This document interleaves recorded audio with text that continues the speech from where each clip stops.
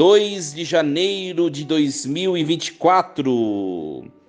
Nesta terça-feira da semana do tempo do Natal, antes da Epifania, a Igreja celebra a memória de São Basílio Magno e São Gregório Nazianzeno, bispos e doutores da Igreja.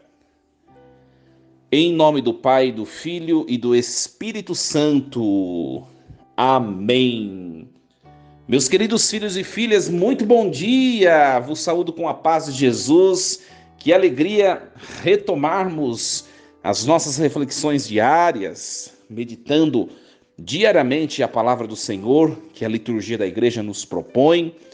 Um convite a você sempre, vamos acompanhar juntos, vamos refletir junto a palavra de Deus, e assim nós crescemos no conhecimento de Deus, no conhecimento da palavra, no conhecimento da doutrina de Cristo, e assim o conhecimento do próprio Cristo. Uma alegria tê-lo junto de mim todas as manhãs. Sinta-se bem acolhido, bem acolhida. O saúdo com a paz de Jesus. E hoje, minha gente, nós celebramos esses dois santos. São dois santos gigantes da fé católica. São Basílio Magno e São Gregório Nazianzeno. Ambos nasceram no ano 330. Então, viveram no século IV da era cristã. São Basílio Magno era da cidade de Cesareia da Capadócia. São Gregório Nazianzeno era da cidade de Nazianzo. Por isso, o seu título de canonização ficou Nazianzeno, porque era de Nazianzo. São Basílio Magno era de família cristã, né?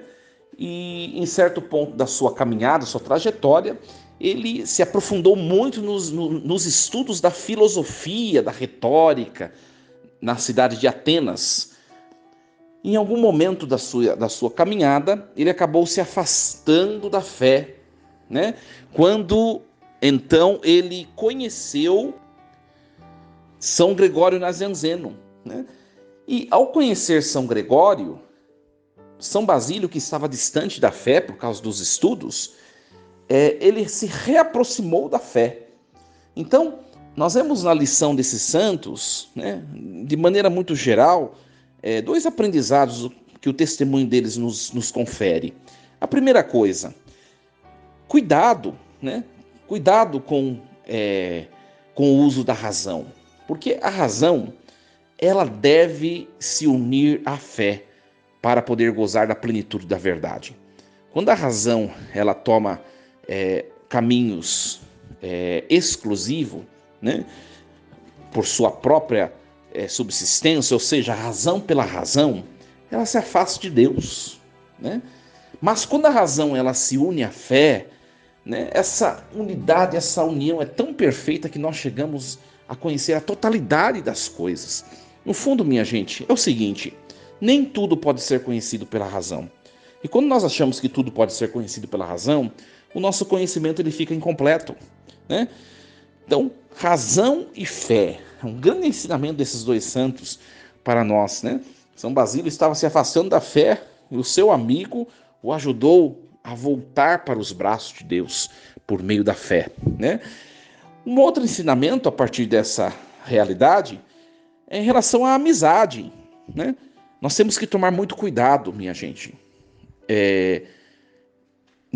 nas situações que concernem as nossas amizades. Cuidado com quem você abre o seu coração, a sua vida, a sua história. Cuidado, né? Conheça as pessoas, né? Conheça bem as pessoas antes de você abrir o seu coração, partilhar alguma coisa muito importante. Cuidado, cuidado. E quando você encontrar um amigo de verdade, que tem um coração benevolente, um amigo de verdade que persiste na sua amizade, na fidelidade da sua amizade, valorize aquilo, né? Não machuque aquilo, não desdenhe, não despreze, não rechace, não afaste você, porque quem de fato conquista um amigo, conquista um tesouro, nos diz o texto bíblico, não é? Então, esses dois santos, eles eram amicíssimos, eram muito amigos, e eles conseguiram juntos, quando uniram a fé e a razão, eles conseguiram chegar a um conhecimento, uma experiência de Deus extraordinária. amigo verdadeiro é aquele que te leva para Deus. Se alguém está te tirando de Deus, esse não é um amigo verdadeiro, ou não é uma amizade segundo o coração de Deus, né? Quando você encontrar alguém que te leva para Deus, que te coloca no caminho de Deus, valorize, né? Pega para você e não largue mais. Um grande testemunho esses dois santos para nós, ao iniciarmos este ano de 2024, né? Para nós revermos as nossas relações, nós revermos os nossos ciclos de amizades, nós revermos, refletirmos sobre quem são as pessoas com quem nós temos convivido, né? As pessoas que nós escolhemos para levarmos para a nossa vida. Cuidado, reflita, né? Minha gente, nós vamos meditar nesta manhã desta terça-feira a primeira leitura que a igreja nos propõe, que é a leitura da primeira carta de São João, capítulo 2, versículos do 22 ao 28. Caríssimos, quem é mentiroso, senão aquele que nega que Jesus é o Cristo? O anticristo é aquele que nega o Pai e o Filho. Todo aquele que nega o Filho também não possui o Pai. Quem confessa o Filho possui também o Pai. Permaneça dentro de vós aquilo que ouvistes desde o princípio. Se o que ouvistes desde o princípio permanecer em vós, permanecereis com o Filho e com o Pai. E esta é a promessa que ele nos fez, a vida eterna. Escrevo isto a respeito dos que procuram desencaminhar-vos. Quanto a vós mesmos, a unção que recebestes da parte de Jesus permanece convosco, e não tendes necessidade de que alguém vos ensine. A sua unção vos ensina tudo, e ela é verdadeira e não mentirosa. Por isso, conforme a unção de Jesus vos ensinou, permanecei nele.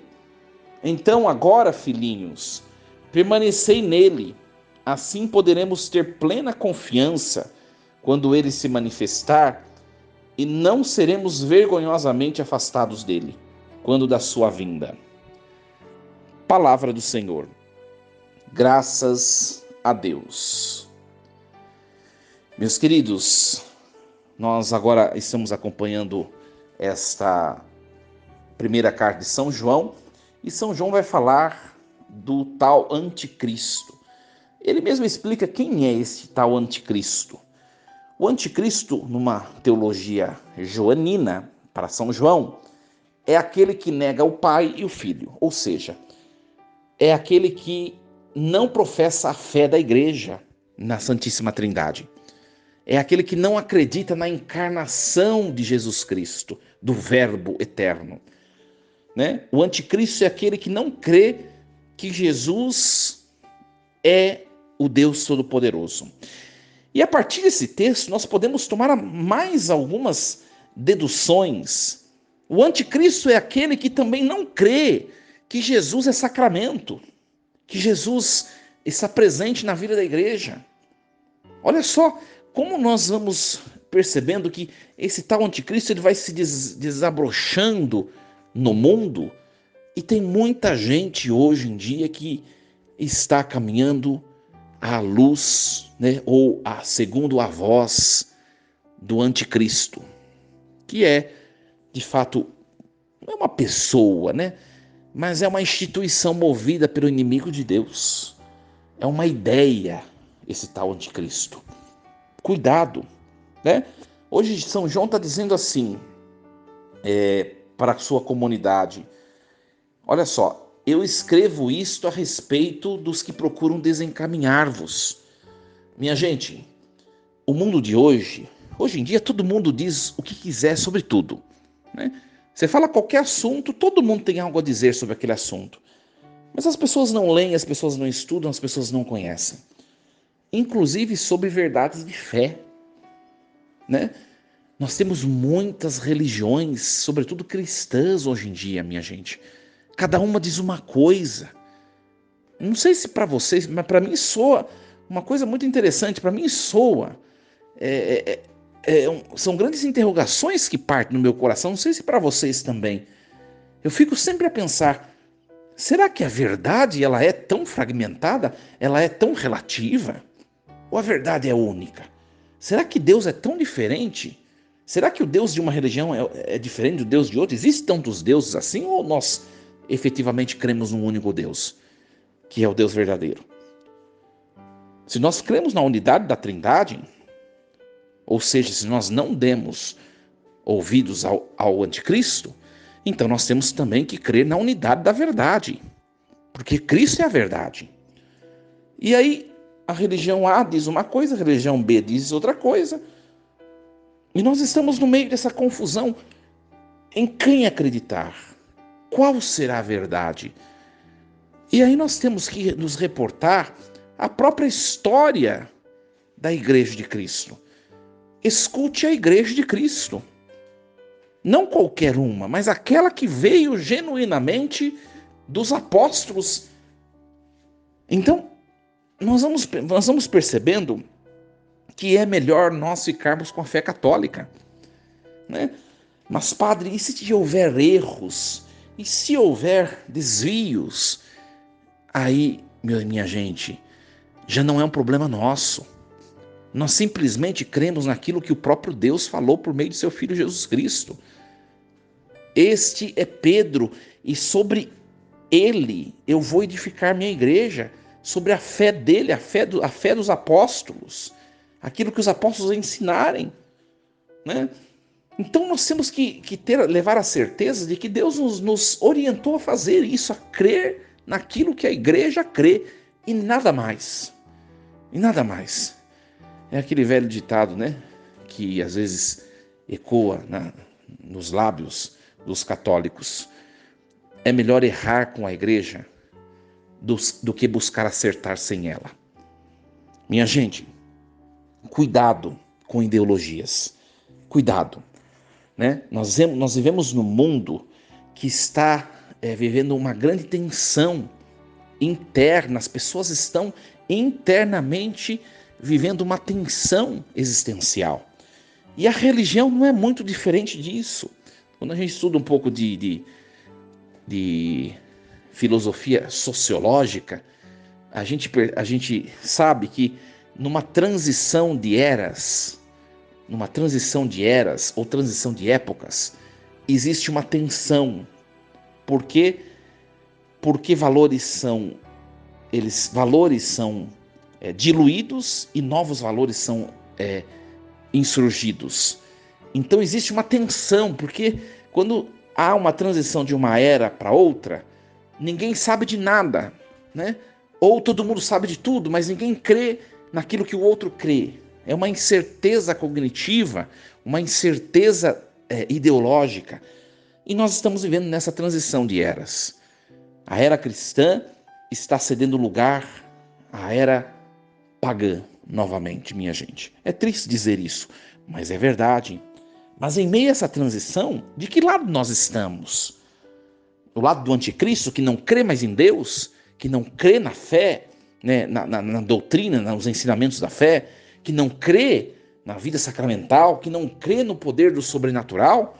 Nós estamos desse lado ou nós estamos do lado daqueles que creem em Deus, na igreja, nos sacramentos, no poder espiritual que Deus nos confere? De que lado nós estamos? Cuidado, né? E nós podemos observar, minha gente, que a igreja ela está vivendo essa tensão também, porque a igreja está no mundo, né? E nós vemos essa tensão interna na igreja por meio das diferentes formas ou visões do mundo. Você pega se você pegar um caso, uma situação, e você consultar um sacerdote, ele vai dizer uma coisa, e vai no outro e vai dizer outra, mas quem está certo? Quem está certo? Será que existe uma objetividade no que um ou outro está dizendo? Existe uma verdade? Existe.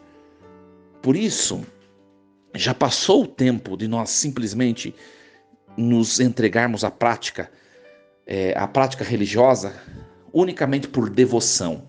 Nós precisamos conhecer a doutrina da igreja, minha gente. Você em casa não pode só ter somente a Escritura e deixá-la tomando pó em cima da sua estante, da sua mesa. Já passou do tempo disso. Agora se faz necessário conhecer a Escritura. Se faz necessário conhecer a revelação como um todo, a tradição da igreja. Agora é necessário conhecer o catecismo na Igreja Católica, para que ninguém te engane, para que ninguém te deixe em dúvida, para que você não possa tomar decisões erradas a partir de que outros dizem. Conheça a doutrina, conheça a fé, conheça a Escritura, conheça a Bíblia, conheça o próprio Deus. Experimente aquilo que nós temos para experimentar, que é a vida sacramental da igreja. Mas nós precisamos investir e pensar um pouco mais no conhecer a fé que nós professamos. Aquela prática religiosa desinteressada, sabe aquela pessoa que não quer saber da religião, só vai na igreja quando tem... ou tem gente que até vai na igreja todo fim de semana, tá bom? Vai na igreja todo fim de semana, vai lá, senta no último banco e vai tocando sua vida e não tem nenhuma atividade, nenhuma busca de aprofundamento da fé. Isso daí, essas pessoas vão acabar sendo engolidas pelas ideologias do mundo. Hoje se faz necessário conhecer a fé, minha gente. Conhecer a fé. E cuidado com quem, né? Cuidado com as vozes que nós escutamos. Leia a doutrina da igreja. Leia os ensinamentos dos santos padres, né? Leia e sejamos fiéis, sejamos portadores, né, da verdade, pessoas que ensinam a verdade. Que Deus nos ajude e que, de fato, minha gente, o conhecimento de Deus nos ajude a possuí-lo, a experimentá-lo cada vez mais em nossa vida. Que São Gregório Nazianzeno e São Basílio Magno, doutores da igreja, fiéis conhecedores da doutrina católica, né? Textos lindos eles têm, que eles intercedam por nós nesta terça-feira, nesse dia e neste ano.